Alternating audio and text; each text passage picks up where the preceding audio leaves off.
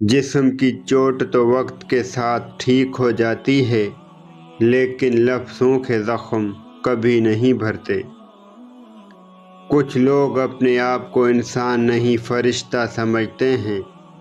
ان کے کام بھی فرشتوں جیسے ہیں، یعنی دوسروں کے گناہوں اور برائیوں کا حساب رکھنا۔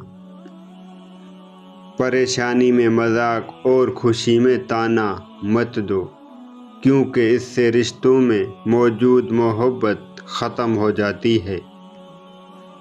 حضرت علی نے فرمایا، جسے تقدیر پر یقین ہوتا ہے وہ اپنے اوپر نازل ہونے والی مصیبتوں سے نہیں گھبراتے۔ انسان سب کچھ بھول سکتا ہے سوائے ان لمحوں کے جب اسے اپنوں کی ضرورت تھی اور وہ دستیاب نہیں تھے۔ ان لوگوں سے مت ڈرو جو اپنا بدلہ لینا جانتے ہیں، بلکہ ان لوگوں سے ڈرو جو اپنا معاملہ اللہ پر چھوڑ دیتے ہیں۔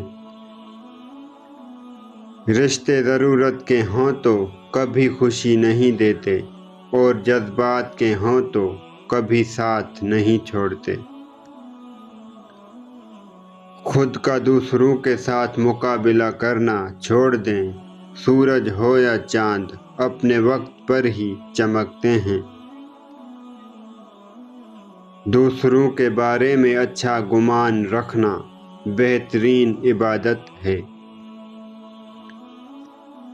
سمجھداری کی باتیں صرف دو ہی لوگ کرتے ہیں، وہ جن کی عمر زیادہ ہو اور وہ جس نے بہت کم عمر میں برا وقت دیکھا ہو۔